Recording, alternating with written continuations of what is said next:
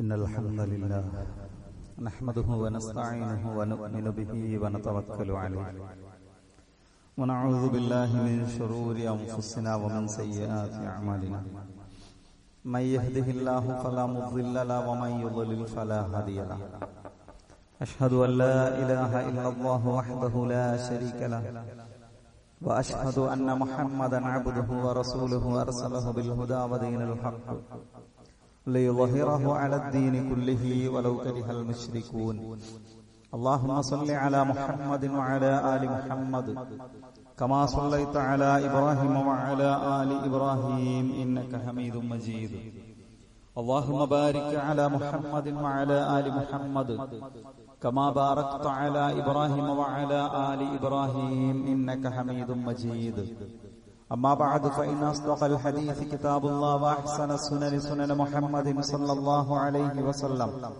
وشر الأمور محدثاتها وكل محدثة بدعة وكل بدعة ضلالة يا أيها الذين آمنوا اتقوا الله حق تقاته ولا تموتن إلا وأنتم مسلمون സ്നേഹം നിറഞ്ഞ സഹോദരി സഹോദരന്മാരെ, വിശ്വാസികളെ, പ്രപഞ്ചനാഥനായ അള്ളാഹുവിനെ സൂക്ഷിച്ച് അള്ളാഹുവിന്റെ നിയമനിർദ്ദേശങ്ങളും വിധിവിലക്കുകളും ജീവിതത്തിന്റെ എല്ലാ സമയത്തിലും സന്ദർഭത്തിലും പാലിച്ചും സൂക്ഷിച്ചും ജീവിക്കണമെന്ന് ആമുഖമായി എന്നോടെന്ന പോലെ നിങ്ങളെ ഓരോരുത്തരെയും ഓർമ്മപ്പെടുത്തുന്നു, വസിയത്ത് ചെയ്യുന്നു. അള്ളാഹു അവന്റെ സജ്ജനങ്ങളിൽ മുത്തഖീങ്ങളിൽ നമ്മെ എല്ലാവരെയും ഉൾപ്പെടുത്തി അനുഗ്രഹിക്കുമാറാകട്ടെ.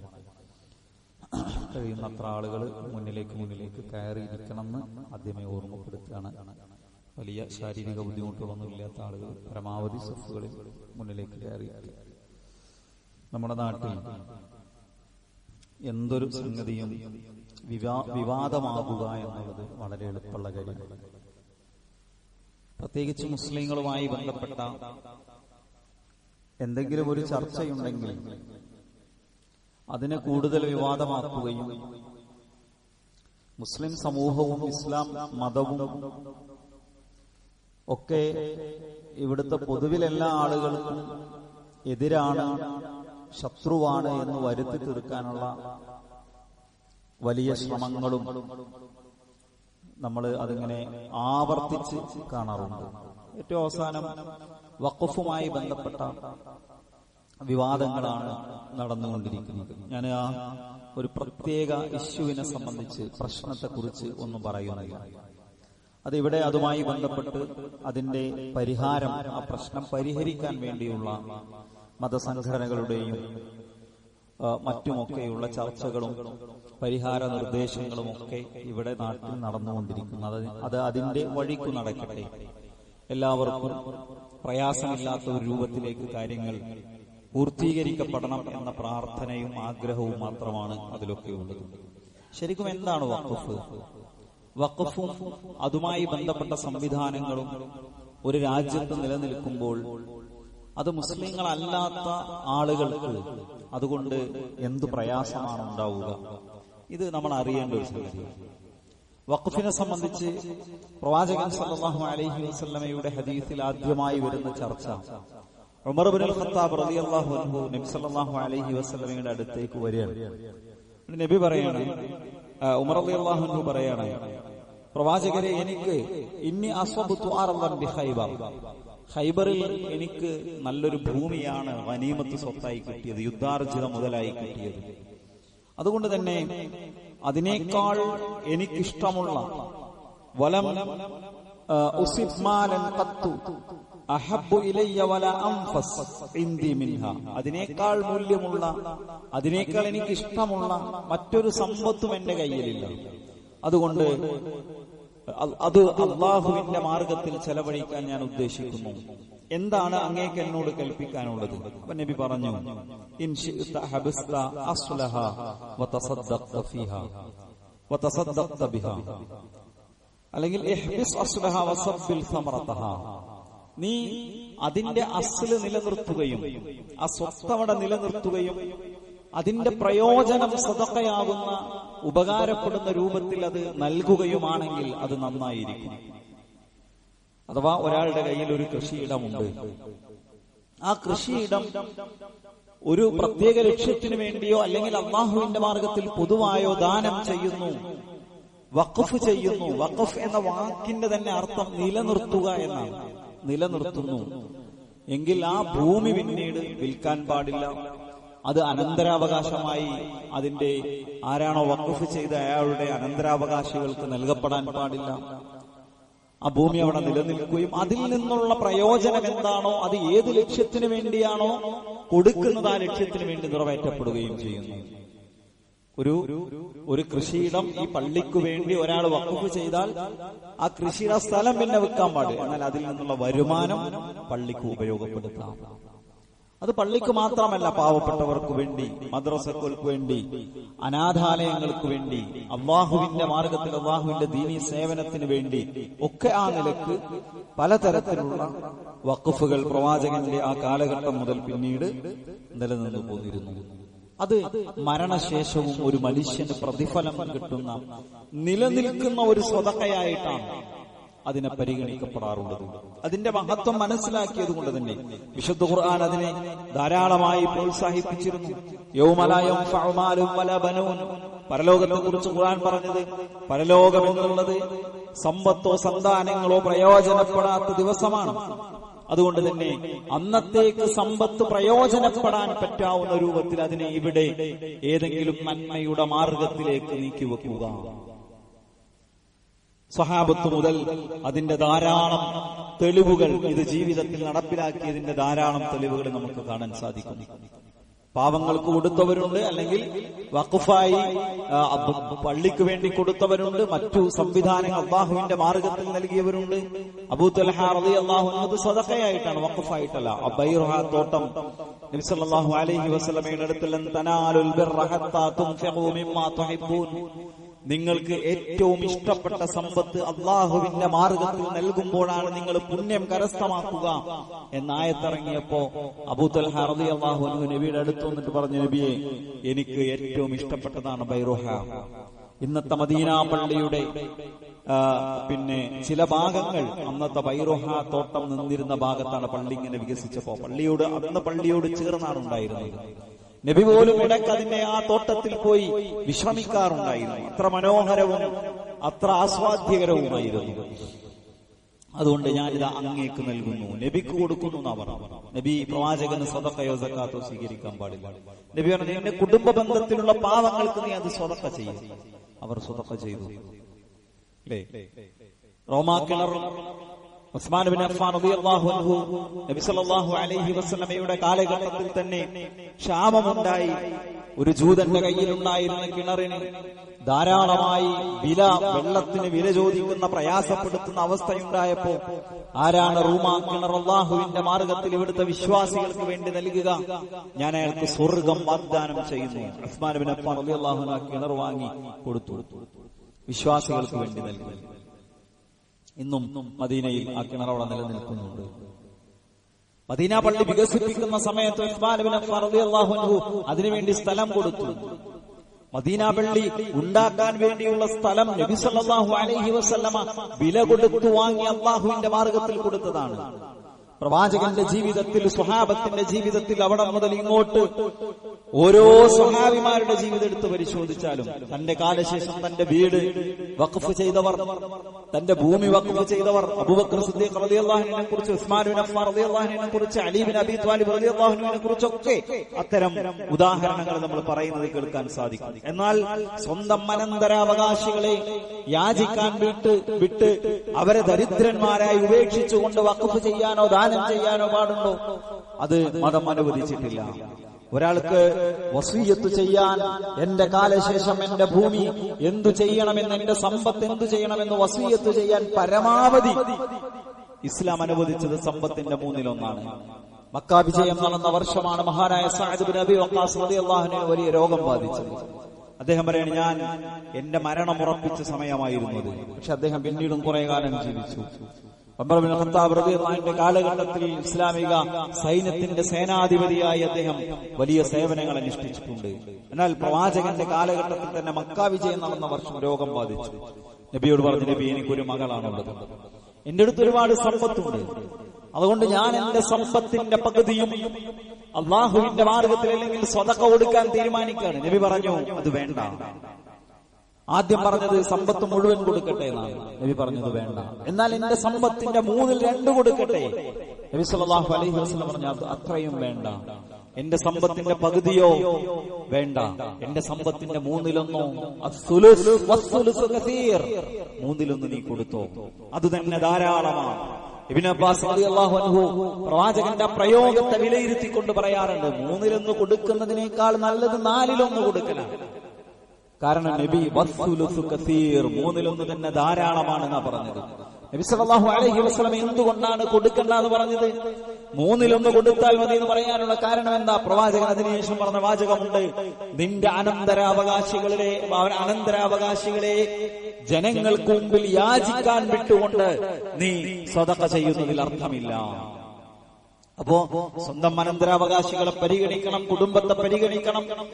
എന്നാൽ അതോടൊപ്പം നാളേക്ക് വേണ്ടി, എന്റെ ഖബറിലേക്ക് വേണ്ടി, എന്റെ പരലോകത്തേക്ക് വേണ്ടി എന്ന ഉദ്ദേശത്തോടുകൂടി സദഖയോ വഖഫോ ചെയ്യുമ്പോ അതിന്റെ പ്രതിഫലം ജാരിയായി നിലനിൽക്കുന്ന സദഖയാണെങ്കിൽ അതിന്റെ പ്രതിഫലം നമുക്ക് ലഭിച്ചുകൊണ്ടേയിരിക്കും. അത് നമുക്ക് കിട്ടിക്കൊണ്ടേയിരിക്കുമെന്നാണ്. അത് ആ കാലഘട്ടം മുതൽ ഇന്നുവരെയും അത് തുടർന്നുകൊണ്ടേയിരിക്കുന്നു. ഇന്ത്യ രാജ്യത്ത് 9 ലക്ഷം ഏക്കർ ഭൂമി, 9 ലക്ഷം ഏക്കർ ഭൂമി വഖഫ് സ്വത്തായിട്ടുണ്ട്. ഡൽഹിയിൽ മാത്രം 6000 കോടിയുടെ വഖഫ് ആസ്തികളുണ്ട്. കേരളത്തിലുണ്ട്. ഇന്നും പള്ളിക്കു വേണ്ടി, മദ്രസകൾക്ക് വേണ്ടി, മതസ്ഥാപനങ്ങൾക്ക് വേണ്ടി ഭൂമി വഖഫ് ചെയ്യുന്ന എത്രയോ ആളുകളുണ്ട് അല്ലെ? പള്ളികൾ നിർമ്മിച്ചു കൊടുക്കുന്ന എത്രയോ ആളുകളുണ്ട്. പലപ്പോഴും നമ്മുടെ നാട്ടുകാരല്ലാത്ത ആളുകൾ പള്ളികൾ എടുത്തു കൊടുക്കാറുണ്ട്. അവരെ പല ആളുകളെയും അടുത്ത് പരിചയപ്പെടുമ്പോ അവർ വലിയ സമ്പന്നന്മാരല്ല, അവർ സാധാരണക്കാരാണ്. അവരുടെ നിത്യവരുമാനത്തിൽ നിന്നൊരു ചെറിയ വിഹിതം അവർ നീക്കിവെക്കുന്നു.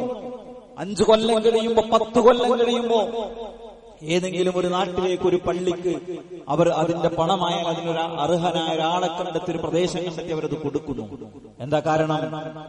ആ പള്ളി അവിടെ നിലനിന്നാൽ അതൊരു ജാരിയായ സ്വതക്കയാണ്, അതൊരു ജാരിയായ അമലാണ്.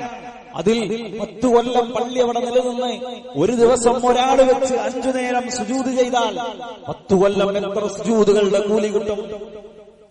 എത്ര സുജൂദുകളുടെ പ്രതിഫലം ലഭിക്കും? സുഹൃത്തുക്കളെ, നമ്മുടെ മനസ്സുകളിലൊക്കെ ഉണ്ടാകേണ്ട ഒരു ചിന്തയാണത്. ഞാൻ മരിച്ചുപോയാൽ എനിക്കെന്തിവിടെ നിലനിർത്താൻ സാധിക്കും? എന്റെ കാലശേഷം എനിക്കെന്തിവിടെ നിലനിർത്താൻ കഴിയും? ഒരു പള്ളിക്ക് വേണ്ടി ഒരു ടൈലിട്ട് കൊടുത്താൽ അവിടെ സുജൂദ് ചെയ്യുന്നതിന്റെ കൂലി കിട്ടണമെന്ന നീയത്തോടുകൂടി, ഒരു ടാപ്പ് ഫിറ്റ് ചെയ്ത് കൊടുത്താൽ അതിൽ നിന്ന് ഒളൂദ് ചെയ്യുന്നതിന്റെ ഒരു വിഹിതം എനിക്ക് കിട്ടണമെന്ന നീയത്തോടുകൂടി, ഒരു ഫാൻ വെച്ചു കൊടുത്താൽ, അല്ലെ, ഈ സംവിധാനത്തെ നിലനിന്നുപോയത് അങ്ങനെയാണ്. ഇവിടെ AC ഉണ്ടായി, ഇവിടെ ഈ പള്ളി ഉണ്ടായി, കാർപ്പറ്റ് ഉണ്ടായി, ഈ മനോഹരമായ ഇവിടെ ഈ പാനലിംഗ് ചെയ്തു. ഇതൊക്കെ ഓരോ ആളുകളാണ്. അല്ലാഹു എല്ലാവരുടെയും ആ നിലക്കുള്ള സ്വതക്കകളും ദാനധർമ്മങ്ങളും സ്വീകരിക്കുമാറാകട്ടെ. നമ്മുടെ എല്ലാ കർമ്മങ്ങളും അല്ലാഹു സ്വീകരിക്കുമാറാകട്ടെ. ഇപ്പോഴും നമുക്ക് ആവശ്യങ്ങളുണ്ട്. ടോയ്ലറ്റിന്റെ വർക്കുകൾ നടന്നുകൊണ്ടിരിക്കുകയാണ്. നമ്മൾ കുറെ സാന്ദർഭികമായി സൂചിപ്പിക്കാൻ, കുറെ മുമ്പ് മുതൽ ഈ പള്ളിയിൽ ഇങ്ങനെ പറയാറുണ്ട്. എന്തുകൊണ്ടാ കുറെ മുമ്പ് പറഞ്ഞു തുടങ്ങിയിട്ട് ഇപ്പോഴും അതിങ്ങനെ പറയേണ്ടി വരുന്നത്? അതിനുള്ള ഫണ്ടായിട്ടില്ല. ആളുകൾക്ക് അത് വേഗം പൂർത്തീകരിക്കണമെന്നുണ്ട്, പക്ഷെ ഫണ്ടായിട്ടില്ല. നമ്മളെല്ലാവരും കൂടി വിചാരിച്ച വളരെ വേഗത്തിൽ ചെയ്തു തീർക്കാവുന്നതാണ്, അല്ലെ? ഒരുപാട് കൊല്ലം മുമ്പുള്ള ഹൗദും പരിസരവുമാണ്. ഒന്നുകൂടി വൃത്തിയാക്കണമെന്ന് ഭാരവാഹികൾക്ക് ആഗ്രഹമുണ്ട്. 1-2 ആളുകൾ വിചാരിച്ചാൽ നടക്കൂ. അങ്ങനത്തെ സംവിധാനങ്ങളൊക്കെ നമ്മുടെ മനസ്സിലുണ്ടാകണം. ഞാൻ പറയുന്നത് സുഹൃത്തുക്കളെ, പക്ഷെ ഇവിടെ നമ്മുടെ നാടിനെ സംബന്ധിച്ചിടത്തോളം വഖഫ് എന്ന് പറയുന്ന ഒരു മഹാസംഭവം, ഈ ദീനും ഒരുപാട് അനാഥാലയങ്ങളും ഇവിടുത്തെ വഖഫ് സ്വത്തിന്റെ 9 ലക്ഷം ഏക്കർ ഭൂമി വഖഫ് സ്വത്തായിട്ടുണ്ടെന്ന് പറഞ്ഞാൽ അതിൽ ലക്ഷക്കണക്കിന് ഏക്കർ മുസ്ലിങ്ങളുടെ മക്ബറകളാണ്, ഖബർസ്ഥാനുകളാണ്. അതിലെ ലക്ഷക്കണക്കിന് ഏക്കർ ഭൂമി പല അറബി കോളേജുകളുടേതുമാണ്, പലതും പള്ളികളുടേതാണ്, പലതും അനാഥാലയങ്ങളുടേതാണ്. ആരൊക്കെയോ കഴിഞ്ഞ ഇന്ത്യയുടെ ഒരു 7 നൂറ്റാണ്ടുകാലം ഇവിടെ മുസ്ലിം ഭരണാധികാരികൾ ഭരണം നടത്തിയിരുന്നു. അവരുടെയൊക്കെ കാലഘട്ടങ്ങളിൽ ഏതൊക്കെയോ നല്ല മനുഷ്യരുടെ വിശാല ഹൃദയം കൊണ്ട് അവർ നൽകിയ വഖഫുകളിലാണ് ഇന്ന് നമ്മുടെ ഒരുപാട് സംവിധാനങ്ങൾ നിലനിൽക്കുന്നത്. എന്നാൽ പലതിനെയും ആളുകളെ തെറ്റിദ്ധരിപ്പിക്കുന്നത് പോലെ പലപ്പോഴും വഖഫുമായി ബന്ധപ്പെട്ടും തെറ്റിദ്ധാരണകൾ ഉണ്ടാക്കാനാണ് പരിശ്രമിക്കുന്നത്. ഇസ്ലാമോഫോബിയ പ്രചരിപ്പിക്കാൻ, മുസ്ലിങ്ങൾ എന്തോ മറ്റുള്ളവരുടേത് അപഹരിച്ചെടുക്കുന്നതാണ് എന്ന ചിന്തയുണ്ടാക്കാൻ, ഇവിടെ ആരുടെ സമ്പത്തിന് മേലും വഖഫിന്റെ പേരിൽ മുസ്ലിങ്ങൾക്ക് കയ്യേറ്റം ചെയ്യാനുള്ള അനുവാദമുണ്ട് എന്ന് ജനങ്ങളുടെ മനസ്സിൽ തോന്നിപ്പിക്കുന്ന രൂപത്തിലാണ് ഇവിടുത്തെ പ്രചാരണങ്ങൾ നടന്നുകൊണ്ടിരിക്കുന്നത്. അങ്ങനെ പറ്റുമോ? അങ്ങനെ അനുവദിക്കപ്പെട്ടിട്ടുണ്ടോ? മറ്റൊരാളുടേത് അപഹരിച്ചെടുത്ത സമ്പത്ത് വഖഫായി സ്വീകരിക്കാൻ മുസ്ലിങ്ങൾക്ക് അനുവാദമുണ്ടോ? ഇല്ല, അങ്ങനത്തെ രീതിയില്ല. ഇന്ത്യൻ റെയിൽവേ കഴിഞ്ഞ ഇന്ത്യയിലെ ഏറ്റവും വലിയ ആസ്തി വഖഫ് ബോർഡിനാണ് പറയാറുള്ളത്. ഒരു തെറ്റായ പദപ്രയോഗമാണത്. ഒരു തെറ്റായ പദപ്രയോഗമാണ്. 9 ലക്ഷം ഏക്കർ ഭൂമി വഖഫ് സ്വത്തായിട്ട് ഇവിടെ ഉണ്ട് എന്ന് പറഞ്ഞ ആ വഖഫ് അല്ലാഹുവിന്റേതാണ്. വഖഫ് ബോർഡ് എന്ന് പറഞ്ഞാൽ മുസ്ലിങ്ങളുടെ എന്തോ ഒരു പ്രത്യേക സംവിധാനമല്ല. അത് ഇവിടുത്തെ ആളുകളുടെ ഭൂമി മുഴുവൻ കയ്യേറാനുള്ള ഒരു രീതിയല്ല. മറിച്ച് ഈ വഖഫ് സ്വത്തുകൾ അന്യാധീനപ്പെട്ടു പോകാതിരിക്കാനും അത് മോണിറ്റർ ചെയ്യാനുമുള്ള ഗവൺമെന്റ് നിശ്ചയിക്കുന്ന ഒരു ഗവൺമെന്റ് ബോർഡാണ്. ഏത് പാർട്ടിയാണോ ഏത് വിഭാഗമാണോ രാജ്യം ഭരിക്കുന്നത് അവർ നിശ്ചയിക്കുന്ന ആളുകളാണ് അതിന്റെ ചെയർമാനായിട്ട് വരിക, അതിന്റെ ഉദ്യോഗസ്ഥരായിട്ട് വരിക. നിലവിൽ മുസ്ലിങ്ങളുമായി ബന്ധപ്പെട്ട സംഗതികളായതുകൊണ്ട് തന്നെ അതിന്റെ ഉദ്യോഗസ്ഥരും ഒക്കെ മുസ്ലിങ്ങളായിരിക്കണമെന്ന ഒരു നിബന്ധനയുണ്ട്. വഖഫ് നിയമം ഭേദഗതി ചെയ്യുമ്പോൾ അതിൽ മാറ്റിത്തിരുത്തലുകൾ വരുത്തി മുസ്ലിങ്ങൾ അല്ലാത്തവർക്കും അത് കൈകാര്യം ചെയ്യാമെന്ന നിയമങ്ങളൊക്കെയാണ് കൊണ്ടുവരുന്നത്. അത് വേറൊരു വശമാണ്, ഞാൻ അതിലേക്ക് പോകുന്നില്ല. ഞാൻ പറഞ്ഞത് മുസ്ലിങ്ങളുടെ ഒരു പ്രത്യേക സംവിധാനം, അതിന് ഇവിടെ ഇന്ത്യൻ റെയിൽവേ കഴിഞ്ഞ ഇന്ത്യയിലെ ഏറ്റവും വലിയ ആസ്തിയുള്ള വലിയൊരു സമ്പന്ന സംവിധാനം ആളുകൾ വിചാരിക്കുന്നത് ശരിയല്ല. ഈ പള്ളിക്ക് വേണ്ടി ആരെങ്കിലും എന്തെങ്കിലും വഖഫ് ചെയ്തിട്ട് അതിന്റെ വരുമാനത്തിനാണ് ഒരു നിശ്ചിത ചെറിയൊരു ശതമാനം മാത്രമാണ്, വളരെ ചെറിയൊരു ശതമാനം മാത്രമാണ് വഖഫ് ബോർഡ് സംവിധാനം നിലനിന്നു പോകാൻ വേണ്ടി വർഷത്തിൽ അതിലേക്ക് കൊടുക്കുന്നത്. അത് ഈ പള്ളിക്ക് വേണ്ടി വഖഫ് ചെയ്ത് അത് ഈ പള്ളിയുടേതാണ്, അത് അല്ലാഹുവിന്റേതാണ്. അതിന്റെ എന്ത് ലക്ഷ്യത്തിന് വേണ്ടിയാണോ വഖഫ് ചെയ്ത് ആ ലക്ഷ്യത്തിന് വേണ്ടി അത് നിർവഹിക്കപ്പെടണം. മറ്റൊരു തെറ്റായ പ്രയോഗമാണ്. പിന്നെന്താ ആളുകൾ പറയുന്നത്? ഏതു ഭൂമിക്കുമേലും വഖഫ് ബോർഡ് വിചാരിച്ചാൽ ഈ സ്വത്ത് വഖഫ് ബോർഡിന്റേതാണെന്ന് പറഞ്ഞാൽ പിന്നെ ബാക്കിയുള്ളവർ ഒഴിഞ്ഞു കൊടുക്കണം.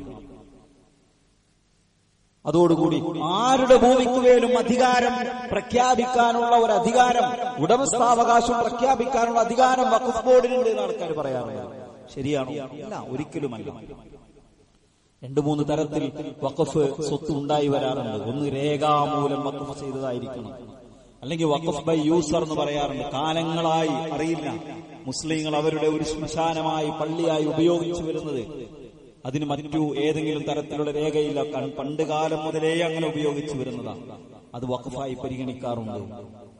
അതല്ലാതെ ഒരു രേഖയുമില്ലാത്ത ഏതൊരു മനുഷ്യന്റെയും ഏതൊരു ഹൈന്ദവന്റെയും ക്രൈസ്തവന്റെയും മുസ്ലിമിന്റെയും വഖഫ് ഭൂമിയിൽ പോയി ഒരു ഭൂമിയിൽ പോയി സ്വത്തിൽ പോയി അധികാരം നേടിയെടുക്കാനുള്ള അധികാരം ആർക്കില്ല. തെറ്റായ പ്രചരണമാണ്.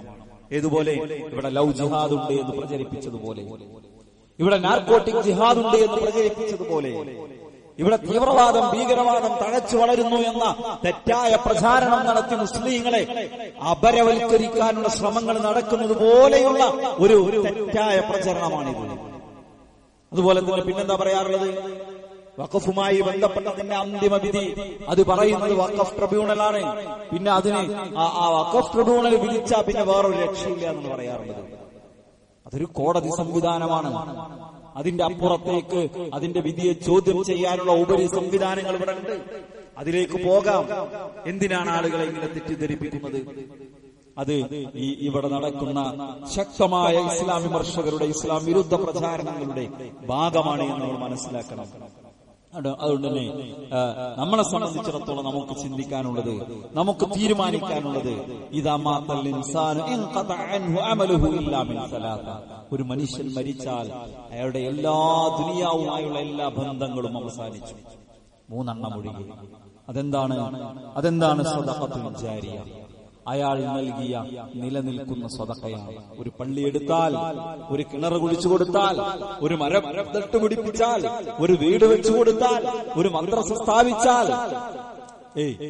റോട്ടില് വഴിയിൽ ഒരു ലൈറ്റ് ഇട്ട് കൊടുത്താൽ അത് എത്ര കാലം ആളുകൾക്ക് അതിന്റെ ഉപകാരം കിട്ടുന്നു, അതിന്റെ കൂലി അത് കൊടുത്ത ആൾക്ക് കിട്ടിക്കൊണ്ടിരിക്കുന്ന പ്രവാചകൻ സല്ലല്ലാഹു അലൈഹി വസല്ലം പഠിപ്പിക്കുന്ന ഹദീസ് നമുക്ക് കാണാൻ സാധിക്കും. ഇന്ന മിമ്മാ യൽഹഖുൽ മുഅ്മിൻ മിൻ അമലിഹി വഹസനാതിഹി ബഅദ മൗതിഹി. മരണത്തിന് ശേഷവും ഒരു വിശ്വാസിയോടൊപ്പം ചേരുന്ന അയാളുടെ അമലിൽപ്പെട്ടതാണ്, അയാളുടെ ഹസനാത്തുകളിൽ നന്മകളിൽപ്പെട്ടതാണ് ഇൽമൻ അല്ലമഹു വനശറഹു. അയാൾ പ്രചരിപ്പിച്ച പഠിപ്പിച്ചു കൊടുത്ത ഇൽമ്. ഒരാളൊരു ഇൽമ് ഒരാൾക്ക് പറഞ്ഞു കൊടുത്തു, മരിച്ചാലും ആ പഠിച്ച ഇൽമു വെച്ച് ആ മനുഷ്യൻ അമല് ചെയ്താൽ ഒരു ദിക്ർ അയാൾ ഒരാൾക്കും പഠിപ്പിച്ചു കൊടുത്തു, ഒരു ദിക്ർ പഠിപ്പിച്ചു കൊടുത്തു. ആ ദിക്ർ അയാൾ 60 കൊല്ലം തന്റെ ജീവിതത്തിൽ പകർത്തി. സുബ്ഹാനല്ലാഹി വബിഹംദിഹി എന്ന് രാവിലെ 100 വട്ടം ചൊല്ലിയാൽ കടലിലെ നുരയോളം ഉണ്ടെങ്കിലും പാപങ്ങൾ പുറത്തു കിട്ടുമെന്ന ഒരു ദിക്ർ ഒരാൾ പറഞ്ഞു കൊടുത്തു. ആ മനുഷ്യൻ 50 കൊല്ലം തന്റെ ജീവിതത്തിൽ ആ ദിക്ർ പ്രാവർത്തികമാക്കിയാൽ 50 കൊല്ലം ദിക്ർ ചൊല്ലിന്റെ കൂലി പഠിപ്പിച്ചു കൊടുത്ത ആൾക്ക് കിട്ടും. ഇനി പഠിപ്പിച്ചില്ല, വനശറഹു, ഒരാൾ പ്രചരിപ്പിച്ചു. അയാള് അങ്ങനത്തെ ഒരു ദിക്ർ പഠിപ്പിക്കുന്ന ഒരു സദസ് ഒരുക്കുകയാണ് ചെയ്തത്, അയാൾക്കും അതിന്റെ കൂലി കിട്ടുമെന്നാണ്. പിന്നെ വലദൻ സ്വാലിഹൻ തറക്കഹു, ഒരു നല്ല സന്താനത്തെ ഉപേക്ഷിച്ചു പോയി. അല്ലേ, മക്കളെ നമ്മൾ വളർത്തുമ്പോ നല്ല കുട്ടിയായി വളർന്ന് നമ്മൾ വിചാരിക്കും, നമ്മൾ ചിന്തിക്കും, ഈ ലോകത്തിന്റെ ഉന്നതിയിലെത്തണമെന്ന് ആഗ്രഹിക്കുന്നത് പോലെ അവൻ ദീനിന്റെ ഉയർച്ചയിലെത്തണമെന്ന് നമ്മൾ സ്വപ്നം കാണാറുണ്ടോ? 5 നേരം നമസ്കരിക്കുന്ന, ദീനീ സേവനം നടത്തുന്ന, നോമ്പെടുക്കുന്ന, തഖ്വയോടുകൂടി ജീവിക്കുന്ന ഒരു മകനെ വളർത്തി ഉപേക്ഷിച്ചു പോയാൽ ആ മകൻ തന്റെ ജീവിതത്തിൽ നടപ്പിലാക്കുന്ന എല്ലാ സാലിഹായ അമലുകളുടെയും കൂലി ആ വാപ്പാക്ക് അയാളുടെ ഖബറിൽ കിട്ടുന്ന, അയാളുടെ പരലോകത്ത് കിട്ടുമെന്നാണ് പ്രവാചകൻ പഠിപ്പിച്ചത്. ഒരു മുസ്ഹഫ് ഒരാൾ പള്ളിക്ക് കൊടുത്തു, ഓതുന്ന ഒരാൾക്ക് കൊടുത്തു. ആ മുസ്ഹഫിൽ എത്ര കാലം പാരായണം ചെയ്യപ്പെടുന്നുണ്ടോ കൊടുത്ത ആൾക്ക് അതിന്റെ കൂലി കിട്ടും. ഔ മസ്ജിദൻ ബനാഹു, ഒരു പള്ളി ഒരാൾ നിർമ്മിച്ചാൽ, മൻ ബനാ മസ്ജിദൻ ലില്ലാഹി, അല്ലാഹുവിന്റെ മാർഗത്തിൽ എന്താണ്, ഒരു കാടക്കൂടിന് അത്ര വലുപ്പമുള്ള പള്ളി ഉണ്ടാക്കിയാൽ ബനല്ലാഹു ലഹു ബൈതൻ ഫിൽ ജന്ന, അല്ലാഹു അയാൾക്ക് സ്വർഗ്ഗത്തിൽ ഒരു വീടുണ്ടാക്കി കൊടുക്കുന്നതാണ്.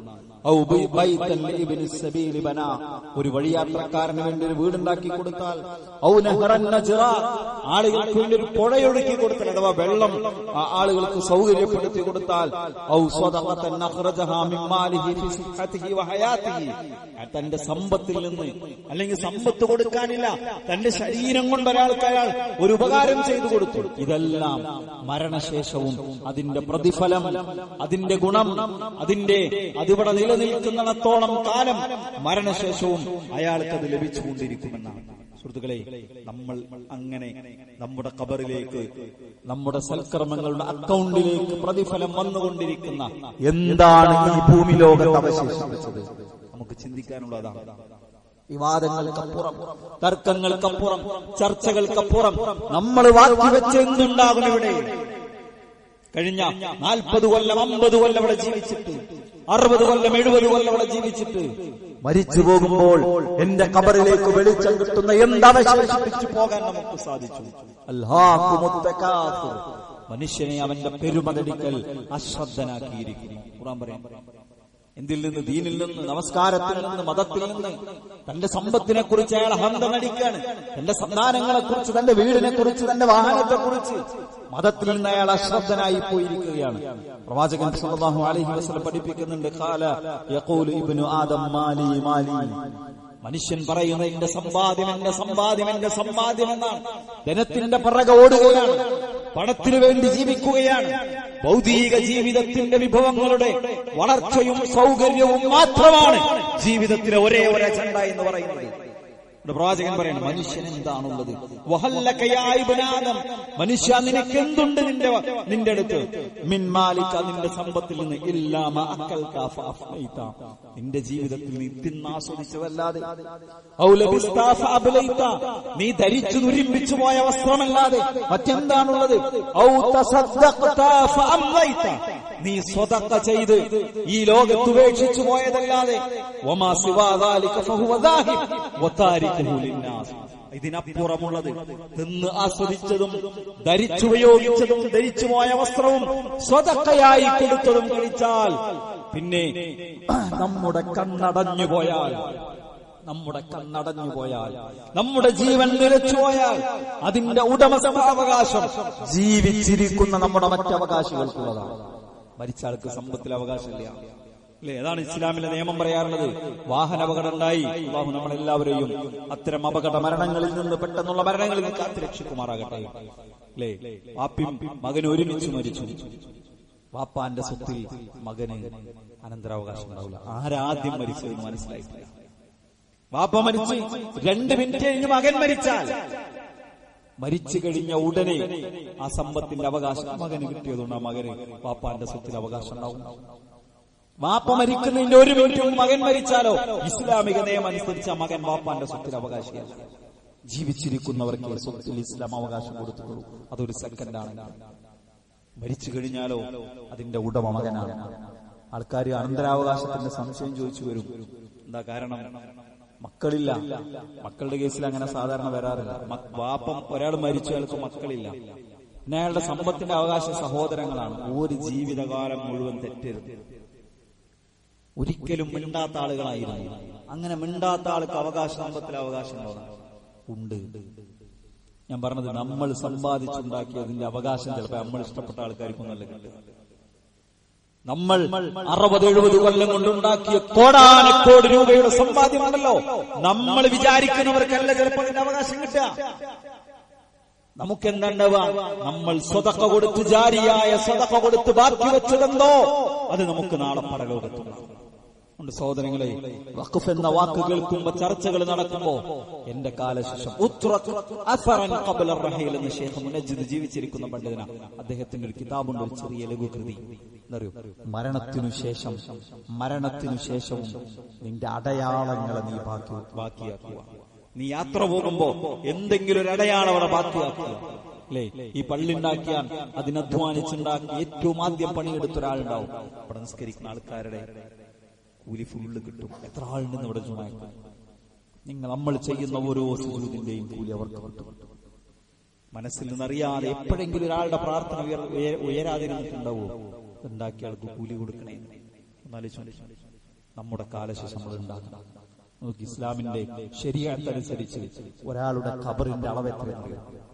ഷഖും ലഹദുമാണ് ഖബറുണ്ടാവുക. ഷഖല്ലെങ്കിൽ ലഹദ്. മദീനയിൽ പോയാൽ പിന്നെ മദീന പള്ളിയോട് ചേർന്നുള്ള ഖബർസ്ഥാനിൽ പോയാൽ കാണാം, ഖബർ ഇങ്ങനെ കുഴിച്ച് അതിന്റെ 4 സൈഡുകളിലേക്കും ഇങ്ങനെ തുറന്ന് ഒരേ ഖബറിൽ തന്നെ 3-4 മയ്യത്ത് ഇങ്ങനെ നീക്കി വെച്ച്, പിന്നെ ചുടുകട്ടകൾ, ഇഷ്ടികകളോ കല്ലോ ഇങ്ങനെ ചെരിച്ചു വെച്ച് ആ കുഴി മണ്ണിട്ട് മൂടും. ലഹദ് എന്നാണ് ഖബർ എന്ന് പറയാം. നമ്മുടെ നാട്ടിൽ ഷഖാണ്. കുഴി ഇങ്ങനെ താഴ്ത്തി പിന്നെ കീഴ് ഖബർ കുഴിച്ച് പിന്നെ അതിൽ ആളക്കടത്തി മൂടിൽ വെച്ച് വരുന്ന രൂപം. ഒരാൾ ലോകത്തെ ഏറ്റവും വലിയ സമ്പന്നനാണ്. ഇസ്ലാമിക നിയമം അനുസരിച്ച് അയാളുടെ ഖബറിന് ആ ഒരു മനുഷ്യന് ചെരിഞ്ഞു കിടക്കാനുള്ള വീതിക്കപ്പുറം ഒരു 10 അടി വീതിയിൽ ഖബറുണ്ടാക്കാൻ പറ്റും. ഇസ്ലാമിക നിയമം അനുസരിച്ച് പറ്റില്ല. ഇസ്ലാമിലെ ഖബറത്ത് ഞാൻ പറഞ്ഞത്, എത്ര സമ്പന്നനായാലും നമുക്ക് കൊണ്ടുപോകാനുള്ളത് 3 കഷ്ണം കഫനും പുടവയും 6 അടി മണ്ണും മാത്രമാണ്. അതിനപ്പുറം അതുകൊണ്ട് നാളേക്ക് വേണ്ടി നീക്കി വെക്കുക. അല്ലാഹു അനുഗ്രഹിക്കട്ടെ.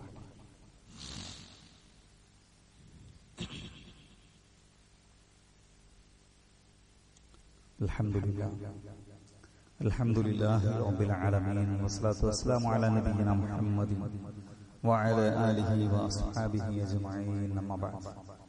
ഇത്തഖുല്ലാഹ ഇബാദല്ലാഹ്. സ്നേഹം നിറഞ്ഞ സഹോദരീ സഹോദരന്മാരെ, വിശ്വാസികളെ, അല്ലാഹുവെ സൂക്ഷിച്ച് റബ്ബ് സുബ്ഹാനഹു വ തആലയുടെ നിയമനിർദ്ദേശങ്ങളും വിധിവിലക്കുകളും ജീവിതത്തിന്റെ എല്ലാ സമയത്തിലും സന്ദർഭത്തിലും പാലിച്ചുകൊണ്ട് തഖ്വയോടുകൂടി ജീവിക്കണേ എന്നൊരിക്കൽ കൂടി ഓർമ്മപ്പെടുത്തുന്നു, വസിയത്ത് ചെയ്യുന്നു. അല്ലാഹു അവന്റെ തഖ്വയുള്ള അടിമകളിൽ നമ്മെ എല്ലാവരെയും ഉൾപ്പെടുത്തി അനുഗ്രഹിക്കുമാറാകട്ടെ. 1-2 കാര്യങ്ങൾ സൂചിപ്പിക്കാനുള്ളത്. ഇൻഷാ അല്ലാഹ് ഈ ഞായറാഴ്ച കോഴിക്കോടൊരു ആദർശ പഠന ക്യാമ്പ് നടക്കുന്നുണ്ട്. കഴിയുന്നത്ര ആളുകളൊക്കെ പങ്കെടുക്കാൻ ശ്രമിക്കണമെന്ന് ഓർമ്മപ്പെടുത്തുകയാണ്. അത് കഴിഞ്ഞ് അതിനടുത്തുള്ള ഞായറാഴ്ച കണ്ണൂരിൽ വെച്ച് പ്രൊഫഷണൽ ഫാമിലി കോൺഫറൻസ് നടക്കുന്നു. പൊതുവിൽ പ്രൊഫഷണൽ രംഗത്തുള്ള ആളുകൾ ജീവിത തിരക്കുകൾക്കിടയിൽ ദീന് ഒന്ന് ഒഴിഞ്ഞിരുന്ന് കേൾക്കാനോ കൂടുതൽ പഠിക്കാനോ ഒരുപക്ഷെ അവസരം സാധാരണ കിട്ടാത്ത ആളുകളുണ്ട്. നമ്മൾ അവസരം കണ്ടെത്തണം, എങ്കിലും കിട്ടാത്ത ആളുകളുണ്ട്. അങ്ങനത്തെ ആളുകൾക്ക് വേണ്ടിയാണ് ഒരു മുഴു ദിവസം 16, 17 2 ദിവസങ്ങളിലായിട്ടാണെങ്കിലും 17-ാം തീയതി രാവിലെ 8:30 മുതൽ വൈകുന്നേരം 4:30 വരെ ഒരു മുഴുദിനം കുടുംബത്തോടൊപ്പം ഒഴിഞ്ഞിരുന്ന് ദീനു കേൾക്കാൻ, മതം പഠിക്കാൻ, ജീവിതത്തിലെ നമ്മുടെ തെറ്റായ കാഴ്ചപ്പാടുകൾ തിരുത്താൻ ഒരു നല്ല അവസരമാണ്. നമ്മുടെ മക്കളെ കൊണ്ടുപോവുകയാണെങ്കിൽ ഓരോ പ്രായത്തിലും പെട്ട മക്കൾക്കു കൂടി, കൗമാര പ്രായത്തിൽപ്പെട്ട, UP ക്ലാസ് പ്രായത്തിൽപ്പെട്ട, LP ക്ലാസ് പ്രായത്തിൽപ്പെട്ട, അതിന് താഴെ വയസ്സുകളിലുള്ള ഓരോ പ്രായത്തിലുള്ള കുട്ടികൾക്കുള്ള പിന്നെ ക്യാമ്പുകളുമുണ്ട്. അതുകൊണ്ട് കുടുംബത്തോടൊപ്പം പോയാൽ കണ്ണൂർ വരെ പോകണമെന്ന് മാത്രം, അതിനേക്കാൾ ദീർഘമായ യാത്രകൾ നടത്തുന്ന ആളുകളാണ് നമ്മളൊക്കെ. അതുകൊണ്ട് നമുക്ക് ഉപയോഗപ്പെടുത്താവുന്ന നല്ലൊരു മതപഠന സംവിധാനമാണ്. അത് നന്നായി പ്രയോജനപ്പെടുത്തണമെന്ന് പിന്നെ ഓർമ്മപ്പെടുത്തണം. നമ്മൾ പറഞ്ഞു വന്നത് വഖഫുമായി ബന്ധപ്പെട്ടതാണ്. നമ്മുടെ ഉള്ളിൽ ഒരാഗ്രഹം ഉണ്ടാകണം, ഒരു സ്വപ്നമുണ്ടാകണം. ഞാൻ ഈ ലോകം വിട്ട് പിരിഞ്ഞു പോകുന്നതിന് മുമ്പ് നാളേക്ക് വേണ്ടി, എന്റെ ഖബറിലേക്ക് പ്രതിഫലം വന്നുകൊണ്ടേയിരിക്കുന്ന, എന്റെ മരണശേഷവും എനിക്ക് കൂലി കിട്ടുന്ന എന്തെങ്കിലും ഒരു സംഗതി ഞാനിവിടെ ബാക്കിയാക്കാം എന്ന ഒരു തീരുമാനം നമുക്കുണ്ടാകേണ്ടതുണ്ട്. അതാണ് ഈ വിഷയത്തിലേക്ക് കൂട്ടിച്ചേർക്കാനുള്ളത്. നമ്മുടെ കഴിഞ്ഞ വെള്ളിയാഴ്ച ജുമാ കഴിഞ്ഞിറങ്ങുമ്പോൾ ചില ആളുകൾ പറഞ്ഞു, സ്വഫ് ഏറ്റവും ബാക്കിലെ സ്വഫ് നിന്നിരുന്നത് കുറച്ച് ആളുകൾ ഇടത് സൈഡിൽ നിന്നു, കുറച്ച് ആളുകൾ വലത് സൈഡിൽ നിന്നു, സ്വഫിന്റെ നടുഭാഗം ഒഴിഞ്ഞു കിടക്കുകയായിരുന്നു എന്ന് പറയുന്നത്. നമ്മൾ 2 കാര്യങ്ങൾ അതുമായി ബന്ധപ്പെട്ട് ശ്രദ്ധിക്കേണ്ടതുണ്ട്. ഒന്ന്, പരമാവധി ചില ആളുകളൊക്കെ ഇങ്ങനെ ചാരി ഇരിക്കാറുണ്ട്. അപ്പോ നമുക്ക് ഇരിക്കരുതെന്ന് പറയാൻ കഴിയില്ല. ചില ആളുകളുടെ കേസിൽ അവർക്ക് ആരോഗ്യ പ്രശ്നം ഉണ്ടാവും. ഒരാളൊരു വിഷമത്തോടെ ഒരാൾ പറയണ്ടായി, ഞാനൊരു വെള്ളിയാഴ്ച ഒരു പള്ളിയിൽ പോയി, അപ്പോ അവിടുത്തെ ഇമാമ് ചാരിയിരിക്കുന്നതിനെ രൂക്ഷമായി വിമർശിച്ചു. ഞാൻ സത്യത്തിൽ ഡയാലിസിസ് കഴിഞ്ഞു പോകുന്ന വഴിക്ക് ഒന്ന് ജുമാ കിട്ടണമല്ലോ എന്നുള്ള ആഗ്രഹം കൊണ്ട് പള്ളിയിൽ കയറിയതാണ്. എനിക്ക് വേണമെങ്കിൽ അന്ന് ജുമ ഒഴിവാക്കുക, ഒതിറുള്ള അത്ര പ്രയാസമാവാൻ. അതുകൊണ്ട് തന്നെ നമ്മൾ ചാരിയിരിക്കുന്ന ഒരാൾ കണ്ടാൽ കയറിയിരിക്കുന്നു പറയാം. എന്താണ് ശാരീരിക സ്ഥിതി നമുക്കറിയില്ല, ബുദ്ധിമുട്ടുള്ളവരുണ്ടാവും. പരമാവധി ഏറ്റവും മുന്നിലെ സ്വത്തിന് പ്രതിഫലം കൂടുതലുണ്ട്. അപ്പൊ നമ്മൾ മുന്നിലേക്ക് കയറിയിരിക്കണം. പിന്നിൽ വരുന്ന ആളുകൾക്കും അത് അവിടെ നേരത്തെ വരികയാണ് വേണ്ടത്. എന്തെങ്കിലുമൊക്കെ അസൗകര്യം കൊണ്ടായിരിക്കും. മാക്സിമം നേരത്തെ എത്തണം പള്ളിയിൽ. അപ്പോൾ ആളുകൾക്കൊക്കെ ഒന്ന് ഇരിക്കാനുള്ളൊരു സൗകര്യം അതുകൊണ്ടുണ്ടാകും. അതോടൊപ്പം തന്നെ ഒരു സ്വഫ് ഒരു ചെറിയ സമയം കൊണ്ട് പറഞ്ഞു അവസാനിപ്പിക്കുക. 2 ആൾ നിസ്കരിക്കുക. 2 ആൾ ജമാഅത്തായി നിസ്കരിക്കുമ്പോൾ ഇമാമിന്റെ വലതുഭാഗത്ത്, പിന്നിലേക്ക് നിൽക്കണമെന്നില്ല, ഇമാമിന്റെ മുന്നിലേക്ക് കയറാതിരുന്നാൽ മതി. ഇബ്നു അബ്ബാസ് റളിയല്ലാഹു അൻഹു നബിയുടെ ഇടതുഭാഗത്ത് പോയി രാത്രി തഹജ്ജുദ് നിസ്കരിക്കുമ്പോൾ പോയി തുടർന്നതാണ്. നബി സല്ലല്ലാഹു അലൈഹി വസല്ലം ഇബ്നു അബ്ബാസ് റളിയല്ലാഹു അൻഹു പിടിച്ച് തന്റെ വലതുഭാഗത്തേക്ക് ചേർത്ത് നിർത്തി. 2 ആൾ നിസ്കരിക്കുമ്പോൾ ഒരേപോലെ നിന്ന് ഇമാമും മഅ്മൂമുമായി നമസ്കരിക്കാം. 3ാമത്തെ ഒരാൾ വന്നാലോ, അപ്പോ 3ാമത്തെ ഒരാളുണ്ടെങ്കിൽ 2 ആൾ പിന്നിൽ, ഇമാമു മുന്നിലായി നിൽക്കുക. ഒരാൾ ഇമാമിന്റെ നേരെ പിന്നിലും 2ാമത്തെ ആൾ ഇമാമിന്റെ വലതുഭാഗത്തും വരുന്ന രൂപത്തിൽ. പിന്നെ വരുന്ന ആൾ ഇമാമിന്റെ ഇടതുഭാഗത്ത് നിൽക്കുക, പിന്നെ വരുന്ന ആൾ ഇമാമിന്റെ വലതുഭാഗത്ത് നിൽക്കുക. അപ്പോ ഒരു സഫ് പൂർത്തിയായി. അടുത്ത സഫ് തുടങ്ങുമ്പോൾ ഇമാമിന്റെ നേരെ പിന്നിലാണ് അടുത്ത സഫിലുള്ള നിൽക്കേണ്ടത്. 2ാമത്തെ സഫ് പൂർത്തിയായി. 3ാമത്തെ സഫാണെങ്കിലും ഇമാമിന്റെ നേരെ പിന്നെ വരുന്ന ആൾ വലതുഭാഗത്ത് നിൽക്കുക, പിന്നെ വരുന്ന ആൾ ഇടതുഭാഗത്ത് നിൽക്കുക. അങ്ങനെയാണ് സഫ് നമ്മൾ നിന്ന് പോകേണ്ടത്. ആളുകൾ ബോധപൂർവമല്ല, ഒരുപക്ഷെ അതിനെക്കുറിച്ച് അങ്ങനെ ചിന്തിക്കാത്തത് കൊണ്ടോ ധാരണയില്ലാത്തത് കൊണ്ടോ ഏതെങ്കിലും ഒരറ്റത്ത് നിന്ന് സഫ് തുടങ്ങുന്ന ആളുകൾ ഉണ്ടാകാറുണ്ട്. അതല്ല സഫ് നിൽക്കുന്ന രീതി എന്ന് ഓർമ്മപ്പെടുത്താണ്. പരമാവധി മുന്നിലേക്ക് കയറിയിരുന്നാൽ പിന്നിൽ വരുന്ന ആളുകൾക്ക് ഒരു സൗകര്യമായിരിക്കും. ഒന്നുകൂടെ പറയുന്നു, ഇമാമ് മിമ്പറിൽ കയറുന്നതിന് മുമ്പ് പള്ളിയിലെത്തുക എന്നതാണ് ജുമുഅയുടെ പൂർണ്ണത കിട്ടാൻ നമ്മൾ ചെയ്യേണ്ടത്. ആഴ്ചയിൽ ഒരു ദിവസമുള്ളൂ, ഒരു വെള്ളിയാഴ്ചയാണ്. നമ്മുടെ തിരക്കുകൾ പരമാവധി ക്രമീകരിക്കാനാണ് നമ്മൾ ശ്രദ്ധിക്കേണ്ടത്. അല്ലാഹു സുബ്ഹാനഹു വ തആല അവന്റെ ദീന് പൂർണ്ണമായി പഠിക്കാനും അത് ജീവിതത്തിൽ പകർത്താനും നമ്മെ എല്ലാവരെയും അനുഗ്രഹിക്കുമാറാകട്ടെ. മുസ്ലിമായി ജീവിച്ച് ഈമാനോടുകൂടി മരിക്കുന്നവരിൽ അല്ലാഹു നമ്മെ എല്ലാവരെയും ഉൾപ്പെടുത്തുമാറാകട്ടെ. നമ്മിൽ നിന്ന് പലതരത്തിലുള്ള പ്രയാസങ്ങൾ, ബുദ്ധിമുട്ടുകൾ അനുഭവിക്കുന്ന ധാരാളം ആളുകളുണ്ട്. പ്രാർത്ഥന കൊണ്ട് വസിയത്ത് ചെയ്തവരുണ്ട്, രോഗം കൊണ്ട് ബുദ്ധിമുട്ടുന്നവരുണ്ട്, നമ്മിൽ നിന്ന് മരണപ്പെട്ടു പോയവരുണ്ട്. അല്ലാഹു എല്ലാവരുടെയും പ്രയാസങ്ങൾ നീക്കി കൊടുക്കുകയും മരണപ്പെട്ടു പോയവർക്ക് മഗ്ഫിറത്തും അർഹമത്തും നൽകി അനുഗ്രഹിക്കുകയും ചെയ്യുമാറാകട്ടെ. അല്ലാഹു ഗഫർ ലിൽ മുഅ്മിനീന വൽ മുഅ്മിനാത്ത് വൽ മുസ്ലിമീന والمسلمات الأحياء منهم والأموات إنك مجيب الدعوات يا قاضي الحاجات اللهم أجرنا من النار اللهم أجرنا من النار اللهم أجرنا من النار وأدخلنا الجنة يا رب العالمين اللهم أعز الإسلام والمسلمين وأذل الشرك والمشركين ربنا تقبل منا إنك أنت السميع العليم وتب علينا إنك أنت التواب الرحيم اللهم صل على محمد وعلى آله وأصحابه وسلم والحمد لله رب العالمين.